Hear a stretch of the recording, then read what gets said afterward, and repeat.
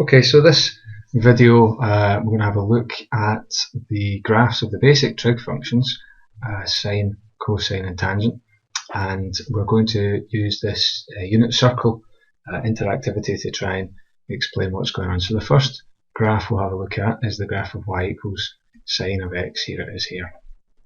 It's a sine wave which when x is 0 has a value of 0, gradually increasing. So when x is 90, the value of sine x is 1, and the graph drops back down here at 180, going through the x-axis down to a minimum of -1 when x is equal to 270, and then climbing back up again to have a value of 0 when x is equal to 360. Now the sine wave, just as the other trig waves do, it just repeats itself, and that will continue on and on infinitely to the right, but also to the left as well. Now if we have a look at the, let's just take an x value of 30, so for 30 degrees, if we have a look and see what value is on that graph for x equals 30,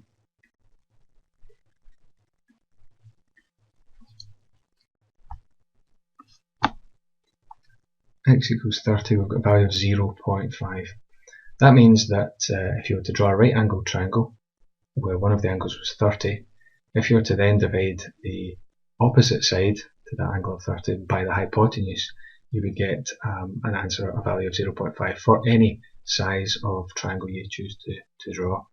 And we can see that over on the interactivity here as well. We have got our right angled triangle here. You can see it being formed. There's the angle at the centre. The grey line here is the hypotenuse of this right angled triangle. It's also the radius of this circle, and in this case the radius has been given the value of 1. That's why this is called the unit circle. So if we work our way around the unit circle till we get to an angle of 30 degrees, what you can see there is that at the very top of the page in red, sine of 30 degrees is equal to 0.5, and again that's because there's this right angled triangle here, and if you divide the opposite side to our angle, so in this case the opposite side is the one that's coloured red there, by the hypotenuse, which was the grey line, 0.5 divided by 1, remember the hypotenuse is 1 because this is the unit circle, gives us 0.5. And we can carry on around the unit circle here. You can see that the red line is getting longer as we work our way up, and eventually the red line will reach a maximum, and as it gets to 90 degrees the maximum will be 1 because the radius is 1 and they'll both be the same length. And actually you can see there at the very top of the page, sine of 90 degrees is equal to 1. And if we go back over to our graph here, you can see that in fact, yes, 90 degrees has a value of 1. Now beyond 90 degrees our angle here becomes obtuse, and we start looking around at an angle of maybe 120 degrees there, and at 120 degrees sine, again at the red value at the very top, is 0.866. Now that's actually the same as sine of 60. You might have noticed that, 0.866. So sine 120 and sine 60 is the same. That's because they're the same percentage of the way up towards this maximum height. They are in fact 86.6% of the way up towards the maximum, as is this over here. So an angle of 120 on this this graph over here. There it is there. 0.866, and this graph really just follows the same values, the same set of values as the interactivity does, and hopefully you can see that what is represented in a circular rotation here can then be drawn out in this sort of sense as well. Once we hit 360 degrees, then everything starts to repeat itself and we get the same set of values continuing indefinitely, and that just corresponds to us doing a full circle round here and then just carrying on again. So the next graph we'll bring in is the cosine graph, which is again a sinusoidal wave. All waves of this shape are called sinusoidal waves, only it starts in a slightly different place, because to calculate the value of cosine we're looking at dividing the adjacent side by the hypotenuse. So let's just take 30 again, I think. Then when we've got an angle of 30, you can see in the blue writing at the very top of the screen, cos of 30 is 0.866. That's the result you get if you divide the adjacent side, so that's the blue side of that right angled triangle, by the hypotenuse. Again, in this case the hypotenuse is 1. So the blue line, which you can see is getting shorter as we make our way up towards 90, and getting longer again as we fall back towards 90. The blue line again represents a percentage, and when we're at an angle of 0, then the blue line is as long as it can possibly be. It is 1, so it's 100%, and the decimal equivalent of 100% is, of course, 1. That's why we have this starting point here of 0, 1. So the cosine graph drops down through 90, has its minimum of -1 when x is equal to 180, then back up, goes through the x-axis again at 270, and then at 360 degrees the cosine graph is back at a value of 1, and then everything just repeats after that. Now we can actually bring them both on here, the sine graph and the cosine graph, and maybe here you can see that they are really just the same graph, just one is shifted along, who starts a little bit later or a little bit earlier, depending on how you want to look at it. This blue peak of the cosine graph is just corresponds here to this peak of the sine graph. So 90 degrees later on there, you can see the sine graph just starts to do what the cosine graph was doing at the very beginning. And we've got these points here, where in fact both graphs have the same value where they meet. So it looks like here at 45 degrees, both graphs have the value of 0.707, and you can see that on this interactivity as well. When you make our way around to 45 degrees, then you can see that at the top of the page there on the left, both sine 45 degrees and cos 45 degrees are both equal to 0.707. These values have all been rounded. Of course, I think it's important to point that out. These have all been rounded to 3 decimal places by the looks of it. So we'll get rid of these two just now and bring in the graph of tan x, the tangent graph, which is quite different to the other two.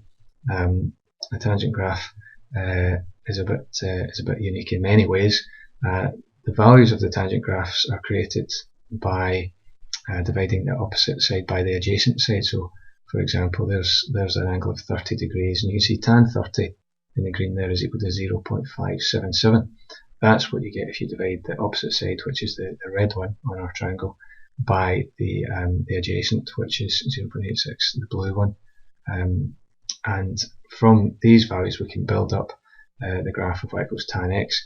Now what's quite interesting is that while the other two, sin x and cos x, had a maximum of 1, this doesn't stop at 1 at all, and it just carries on climbing up. In fact, at 60 degrees we can see we're already up here, getting close to 2, and then the graph seems to go off the top of the page, so it might help us here if we actually just extend the y-axis slightly. We can have it going from -20 to 20, so we've stretched the y-axis out quite a lot now, and what you can see is that they were at 60, that was some sort of value close to 2 I think we had in there.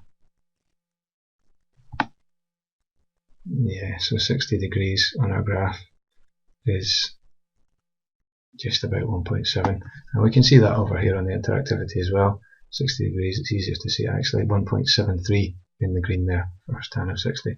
But then as we start to move from 60 up towards 90, things change very rapidly, in fact, and as we get closer and closer to 90, the value of the tan graph rockets up.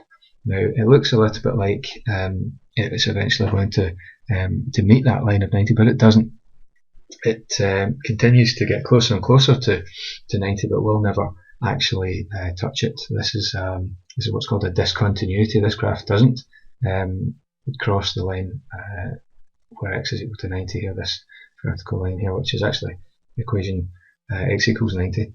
And what happens is that just as we hit 90, we reach a problem, because as you can see, these tan values in green here, they're getting bigger and bigger and bigger, 8, 9, 11, 14, 19, 28, really, really big, 57, and then we hit 90 and we reach undefined. And that's because in a right angled triangle, which is really just disappearing to nothing now, this right angled triangle, opposite divided by adjacent, the adjacent side, the blue side, along the bottom there, has gone to 0. So although the opposite side is 1, we're dividing by 0, and 1 divided by 0 is undefined, so the tan graph doesn't exist for x equals 90. And you can see that again here at 270, we have this discontinuity where the graph shoots off the top of the page. Just beyond 90 and just beyond 270, the graph does come back in, and we end up with a very large negative value, because now we're looking at an obtuse angle, and the adjacent side is in fact negative. That blue side has got a negative value because we're going left of the origin, and you can see that the graph comes back in here from a large negative value, just eventually levelling off at 0 for when x is equal to 180, and that repeats here. The period, so the length of one cycle of the tan graph is actually 180 degrees. It all starts to repeat from 180 degrees. So with sine and cosine, those graphs repeat every 360 degrees. They've got a period of 360, but this graph, the tan graph, has a period of 180 because everything just starts to repeat again after 180. Now we can look at all three of them together. That gets quite complicated. I'll just change the axes back so that it's a little easier for us to see what's going on here. Okay.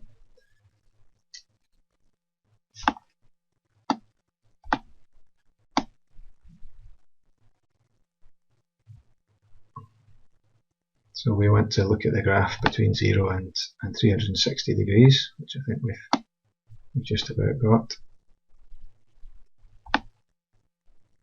There we go. So let's remember which one was which. The orange one was the sine graph, and the blue one was the cosine graph, and the green one was the tan graph, which matched quite nicely with the colours on this unit circle interactivity here. Now there's the tan graph just climbing off at 90, going away off and doing something, coming back in again with a big negative value. But what's interesting to note here, and really quite important to notice, is that between 0 and 90, all three of the graphs exist above the x-axis. Between 0 and 90, all three of the graphs are above the x-axis, which means any of the values that we choose to land on here will all be positive values. And that's reflected. There's at 68.5 degrees. Sine graph's got values 0.93. All these are positive y values between 0 and 90, and you can see that on the interactivity here, because if you look at all three of the numbers at the top, the red, the blue and the green, they're all changing, but they're all remaining positive values. Although once we hit 90 and then go beyond 90, things are going to change slightly, because if you look at the graph here, at 90, the only graph that's actually above the x-axis is the orange one, is the sine graph, and that continues all the way to 180. So between 90 and 180 degrees, the only graph that has positive values is the sine graph. You can see the tangent graph away down here, all negative, and the cosine graph also below the x-axis. So sine is the only one that's negative between 90 and 180. Similar sort of thing happening between 180 and 270. This time the only graph that's actually positive, has positive values, is the green one, is the graph of tan. We can see the sine graph has started to go negative. The cosine graph is still below the x-axis, so the only ratio with positive values between 180 and 270 is tan. And if we have a little look round here on the interactivity, once we go beyond 180, you can see that the green values at the top are the only ones that are positive, and the red and blue ones, they're all negative values. So between 180 and 270, tan is the only ratio that returns positive values. And then finally we go into this last sort of section of the graph, this last quarter, between 270 and 360. And I wonder if you can see which is the only one that is positive. Between 270 and 360, the only one that's positive is this blue one, which was our graph of y equals cos x. And if we look at the interactivity in this 270 to 360 range here, then you can see that the blue values at the top are the only ones that are remaining positive, and everything else is negative. And that leads us on to what's known as a 4-quadrant diagram. And I'll just put the quadrants on here. You can see they're there in Roman numerals. In this first quadrant, then all the ratios are positive. And into the second quadrant, it was sine that was positive, all sine. And then into the third quadrant, Tan was the only one that was positive. That's tan's quadrant now, the third one. And then into the fourth one it was cosine. So this is the all sine, tan, cos 4-quadrant diagram, which is very, very useful to you when it comes to solving trig equations later on.